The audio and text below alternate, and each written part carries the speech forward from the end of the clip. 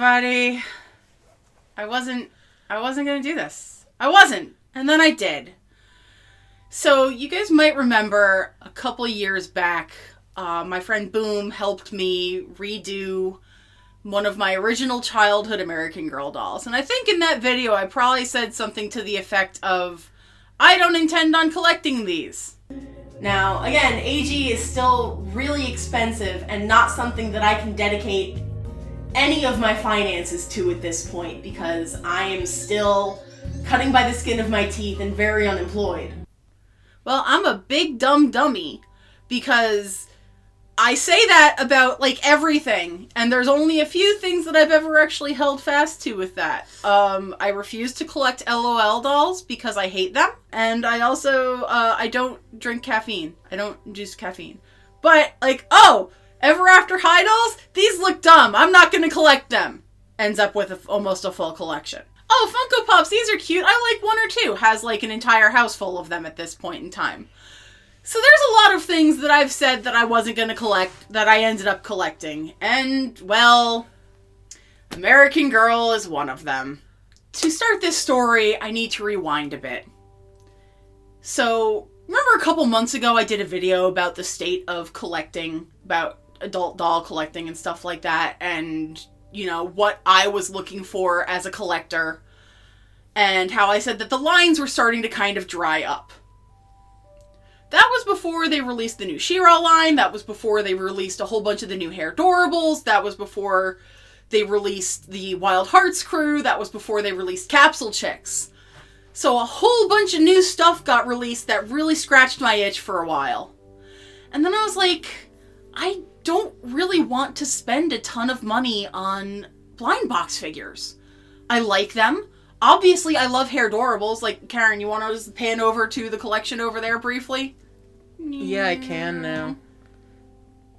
We got a lot of Hair-Dorables over here. There's some Capsule Chicks as well, and you can see She-Ra and Catra, But, so I love these dolls, and I like to collect them, but I don't want to spend money on too many where I could possibly stand to get a duplicate. Especially because they're not, I mean, they're inexpensive, but they add up. You know, they're probably like, they're $12 each, $15 for the Capsule Chicks. Yeah, but if you have to buy 8 of them to get the one you want... Or if you just buy the one you want for 3 or 4 times the price on eBay, kind of starts to defeat the purpose. So I took a step back, and I was talking with some good friends of mine, and she let me know that they had a doll server on Discord. Now, this is a private server, but I was looking for, because I really missed the camaraderie of the old school, like, live journal toy collecting communities. There were a lot of people that were all in the same thing, looking for the same things, cheering each other on, sharing their collections and their ideas. And when LiveJournal died, those were harder to find. I mean, there were enclaves on Tumblr, but I don't do fandom in that sense. Like, my fandom represents itself with collection, not so much fanfic or fan art. I don't engage or contribute in that sense. Tumblr was a difficult way to communicate. It was a good way to share, but it wasn't a good way to communicate. And I just don't particularly care for fandom sort of things in that sense. So again, it didn't really make much sense for me to work my way in there. So I felt kind of lost, and I touched on those points a little bit in that earlier video, which, if you guys haven't seen, I will link it at the end of this one. I think that one is worth revisiting. So I got in touch with this Discord group, and it turned out that they were predominantly American Girl collectors. And I guess I'd had a lot of misconceptions about AG. Some of them are true, some of them are false. But my preconceived notions were that American Girl dolls are very expensive and I can't afford to collect them. And to a point, that's correct. New American Girl dolls still retail for about $98. And that's a lot of money for me to put into something that I wouldn't really have the sort of play with that a, you know, target audience young child would.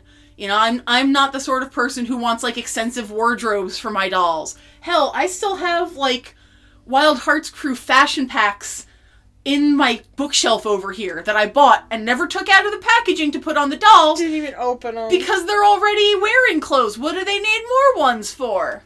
But I was informed of the AG secondary market. Because it turns out that a lot of people sell the dolls secondhand for a really reasonable price.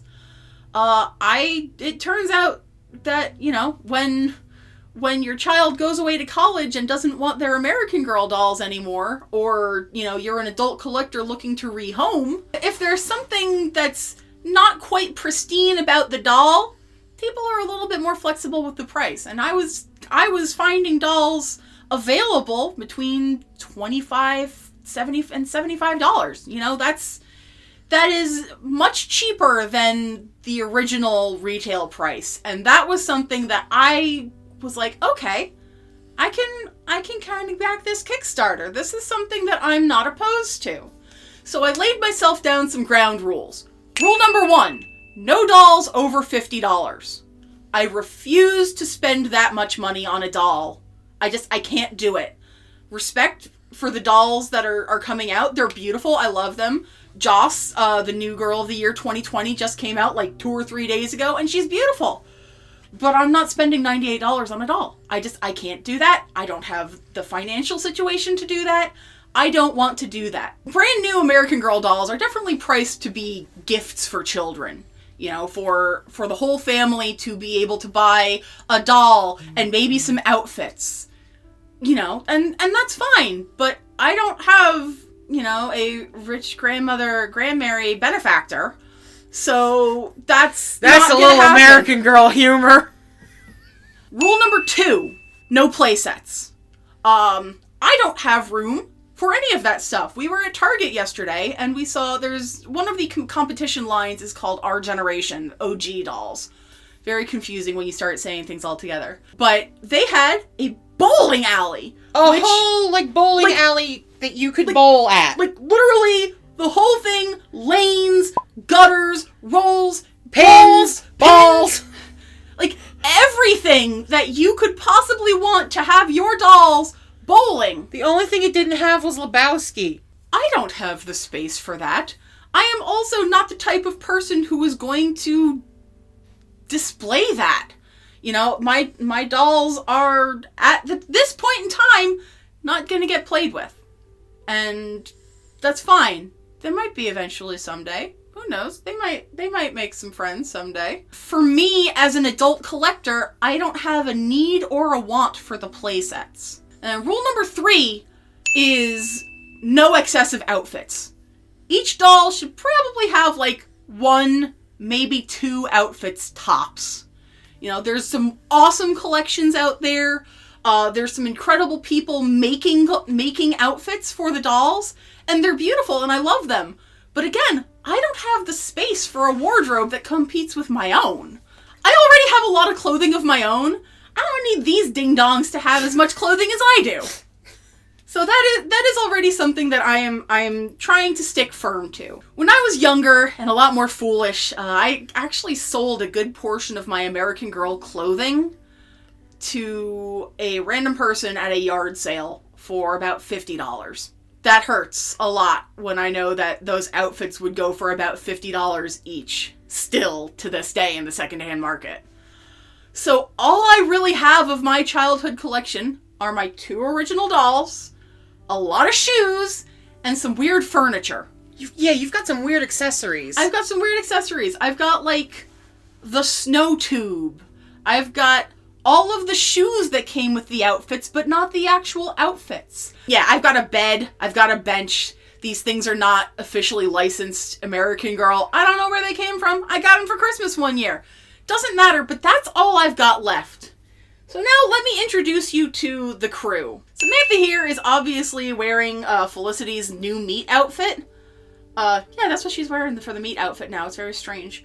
But this is not her original outfit, obviously. That got sold. I need to find that again. But this is my original and first doll. This is Samantha. This is Samantha, and she's fine. I was never really a big Samantha fan. I read her books, They were okay. I liked her because her aunt wanted to vote, and I wanted to vote too. Yeah. So Sam's fine. Well, her hair's in really good condition. Yeah, her wig is not too terrible right now. And then y'all might also remember Little Elyse. Little Elyse is my first custom project that was done for me because my friends love me and I love them. She is special to me because she not only has a custom outfit on that a friend made, but she is partially silver-eyed is the term that is used for her, because she just the color fell out. Legitimately, that's what happens. So this Little Elyse, and I've already gone and talked about the two of them. And then there's the rest of them. So next up, this right here, it's amusing that I have been able to find and become quite attached to the historicals. I will say that I am actively making an effort to locate more dolls of color because my collection is extremely white right now. And the other dolls are beautiful and I love them. I just haven't been able to find them yet. Josefina has slipped out of my hands twice at this point, but I will find her and I will get her and I will love her. I'm keeping my eyes open to see what I can find. This right here, this was the first one this was a gift for me, actually. My friend Boom, the same one who helped me with Little Elyse, she gifted me the money to pick up Nellie here. So Nellie is Samantha's best friend doll, and her dress needs some work. You can see there's little, spots, probably a little OxyClean would take that out. And you'll also notice she's going to need some eye work done because she's missing eyelashes. Only on one side. Yeah, they ripped her eyelashes out on one side. But she's just such a pretty doll. And she was $45. I'm going to be honest. I'm going to tell you guys how much I paid for these. She was $45. And I am just knocked out by how cute she is. I actually initially thought that the hat was a second, a weird accessory, but that's her actual hat. That is the one that came with her accessory pack. So, Nellie. When we picked her up, she did have scuff marks and other, odd markings all over her, pen marks and crayon marks and stuff over a lot of her body.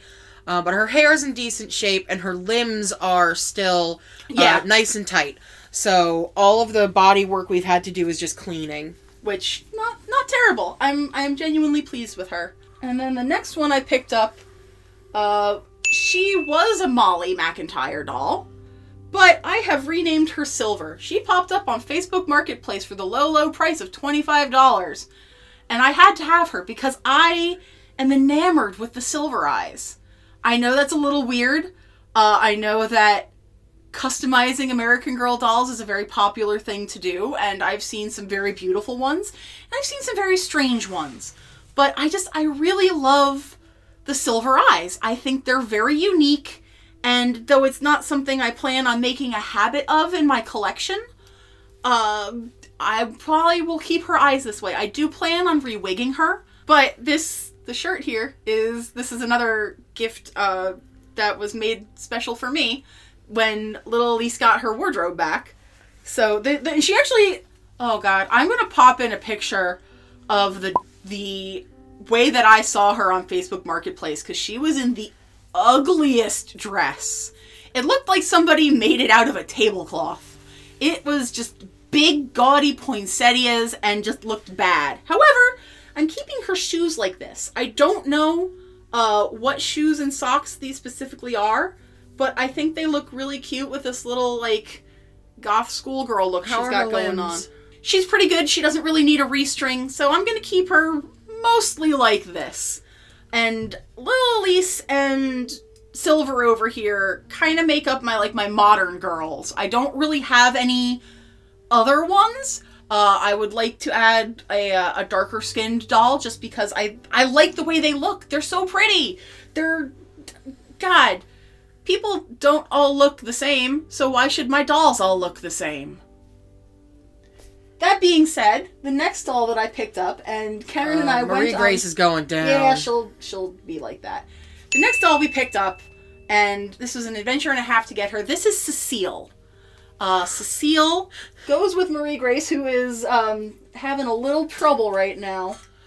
Poor girl. Marie Grace has really loose limbs. Yeah, so the fact that she's even propped up like that is a miracle. Cecile is the only one that I spent a little bit more on, and you can see why, because her condition is incredible, and she's kind of hard to find these days. So Cecile was $75, and Karen and I drove up in a snowstorm to go pick her up. Literally in a flash blizzard. Yeah, flash blizzard, whiteout conditions. But we managed to grab her. And it wasn't blizzarding when we left the house. No, but she is gorgeous. She's got a beautiful, beautiful silken dress. Her green eyes are just striking, and she's got her undergarments. Her outfit is very intact. Yeah, her outfit is intact, and she came with her meat book. So the price, well worth it, especially for a doll that doesn't show up as often on the secondhand market. Now, we should probably do a little bit of work on her hair. We could probably finger curl it a little bit better. It's gotten a little matted over time from play, but I do want to say we haven't really had a chance to restore any of the dolls the way we really want to yet. I'm going to be in charge of fixing a lot of the hair and cosmetic stuff. Yeah, I would say aside from fixing up Nellie's pen marks, we haven't done much work on these at all.